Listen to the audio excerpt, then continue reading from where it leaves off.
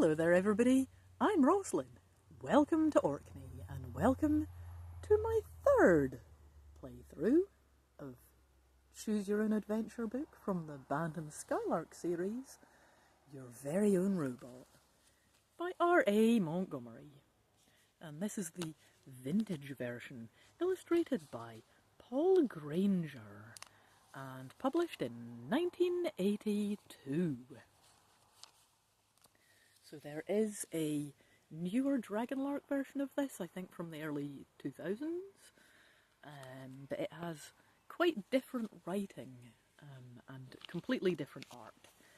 So I am making playthroughs of both of these. This will be the 6th in that series, which has 3 of the Dragonlark full playthroughs, and so far 2 of these, but this is me making a 3rd one. And I will be reading the whole story, so if you want to just put this on while you do something, you can do that, that's fine. I'll try and describe the illustrations a wee bit when I show them off. That will be happening though, so if you want to watch the video for all of the visual elements. And to see this lovely Orkney view in the background. Coming along there, gearing up for a lovely sunset, I would say, in the background there. It's looking gorgeous. And we start off this story with me rummaging in my inventorly bin for some components to make my robot out of. Everybody wants a robot, but only a few people get to have one.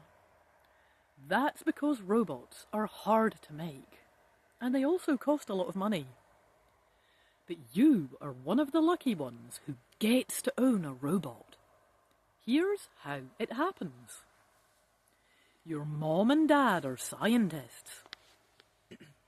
They work with robots every day. Sometimes they even build them.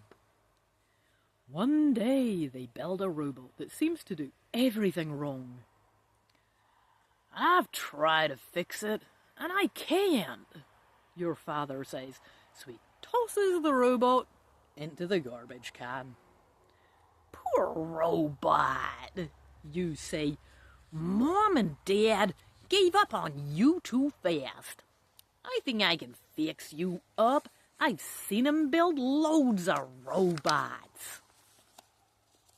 And you get out some nails and a hammer, and you gather nuts and bolts and some wire. Bang! Twist. You work on your robot all day long. Soon it starts to look much better. You look so good, I'm gonna give you a name, you tell it. So you name your robot. And in this version, you get to call it whatever you want. The previous kid wanted to call their robot Frankie. I'll just go with that this time, why not? In the newer version, it's called Gus for some reason, but this one you get to name it, which is nice. Anyway, we'll call it Frankie. There's still more work to do, you tell your robot. You could use a few coats of paint. Oh, but I'd really like to turn you on now and see what you can do. Your robot should work just as well without paint, shouldn't he? I reckon so, and it is our 3rd playthrough of 3, so if it's not the right time to start turning my robot on right away, and I'll give you a wee look at me, working away on my workbench there, got my components strewn about, getting it laldy with my screwdriver, getting something built lovely.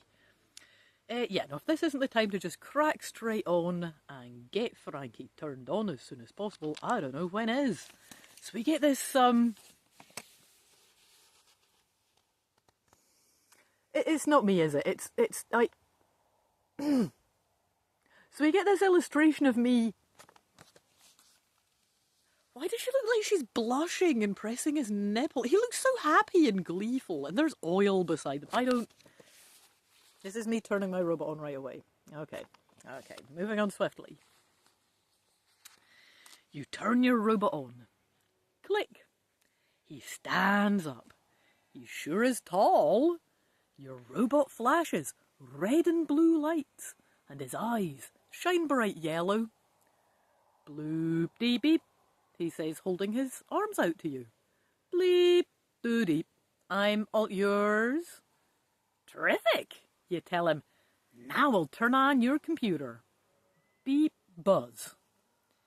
He works, you shout. I fixed him. Then you see a dial on the side of your robot. The dial has numbers from 1 to 100. A sign says turn the dial to your age. So you do. Bleep, says your robot. Now I can take you on an adventure that's perfect for you. But you're not sure if you should go on any adventures yet. After all, you've never used a robot by yourself before. So I get to switch him off and ask the parents how to work him, or use the robot right away. I think it has this built into it. It's just asked my age, and it has declared it can take me on an adventure that's perfect for me. I don't see the issue. There doesn't seem to be stuff going wrong. Yeah, I'm going to use it right away. You want to use your robot right away, so you take him out and show him to your friends. I want you to meet my robot, Frankie, you tell them. I fixed him myself. Oh, show us, they say. You press your robot's jump button. Your robot jumps very high. Oh wow, there he is jumping away. Jumping higher than I could, I'm sure. Frankie the jumping robot, okay. Now stop, you shout. But your robot keeps jumping. Uh-oh. I think we're about to see the issue with Frankie here, huh? He's so good until he isn't, eh? Come back, you yell, chasing him. Your robot jumps into an ice cream factory, and he keeps jumping until he lands in an enormous tub of strawberry ice cream. Glump, he yells. I'm not programmed to swim. You know how to swim, but that ice cream looks very cold and thick. What if you sink down in it forever? So, at this point I can yell for help, or I can dive in and save my robot. I think I had something similar to this in the newer version, eh? I'm getting bitten by midges now, geez a minute. Oh man. Yeah, I may have to go in soon. I think we did get a similar choice to this before, eh? I can't remember which was a good move and which was not. And it's probably going to be different options this time. I'm really getting... Oh, and I've dropped my book now. I'm getting bitten by midges. I'm sorry. Oh man, I've dropped my thing. Give me a second to get the page back. I had lots of pictures. Right, it's this one. Right, here we are. Robot's jumping. Right. So, do I yell for help or dive in to save the robot? Really can't even remember what happens in the newer version. We are going heroic this time. If I was going to yell for help, I would have done all of the other sensible stuff by now. Got the instructions, got the parents in. No, we're going heroic. It's our final playthrough. I am diving in and saving my robot. You dive into the strawberry ice cream to save your robot. Brr! It's cold, you shout. But it tastes great. You push your robot to safety. We'd better leave before somebody sees us, you tell him. Oops, yes, he says. So you both run out the door and head for home. All your friends laugh when they see you. They even grab spoons and try to scoop off some of the ice cream. Ew, so there they are. Here's us coming into town. They're grabbing their spoons. Okay. Let's take a warm shower, you say to your robot. No, thanks, he says. I'll rust. But he helps to scrub your back, and then he dries you off. Next time, try jumping into some hot fudge, you tell him, and both of you laugh. You are my best friend, you say to your robot, and you give him a big hug. Now I'm going to show you my favourite place of all. You take your robot down to the ocean. Look at all the ships, you say. That ship looks very strange. Oh, we get more adventure. I thought that was it. We get more adventure here. This is nice. So that ship looks strange, I'm saying, eh? Let's sneak on it and see what's going on. Oop. Deep, says your robot as you climb aboard. I'm programmed to solve mysteries. Suddenly, the ship sails off. You're going to sea. Way out at sea. The crew changes into black clothes, and they put up a new flag with a skull and crossbones. Pirates, you yell. Stowaways, shouts the captain. All stowaways must walk the plank. The pirates grab you and your robot. You know your robot cannot swim. You can, but there are sharks out there. And look at them, they're scary. Look at them, they've got the skull and crossbones, apparel and coordinated and everything. They're obviously a gang, man. So what should I do? Do I just walk the plank? That sounds like an awful idea. Or do I try and fight the pirates? Also a bad move. I mean, we can't just walk the plank. We've got to fight the pirates. We're being heroes, yeah? Being heroes. We've got to be in with a chance. For that, we've got to fight them. You and your robot are going to fight the pirates. But how? I will try pressing your spin button, you say. It works.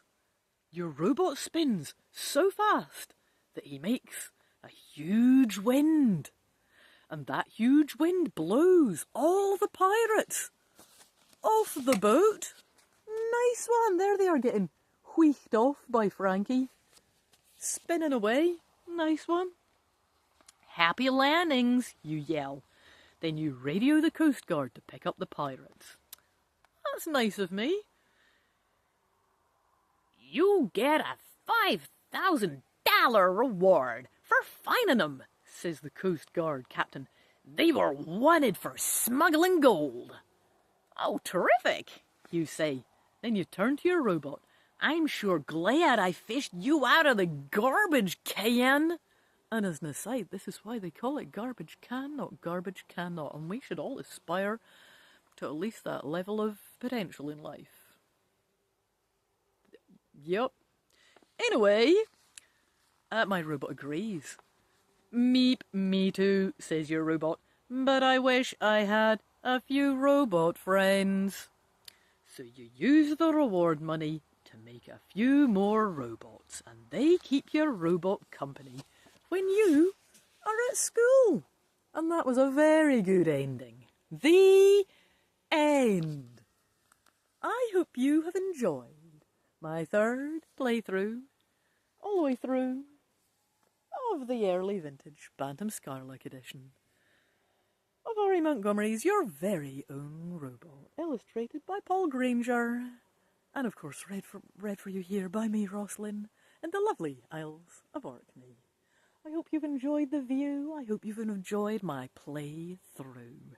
But that's all I have to say about that for now. I hope to see you for more playthroughs very soon. But for now, I'll say toodaloo, the new to you. Bye.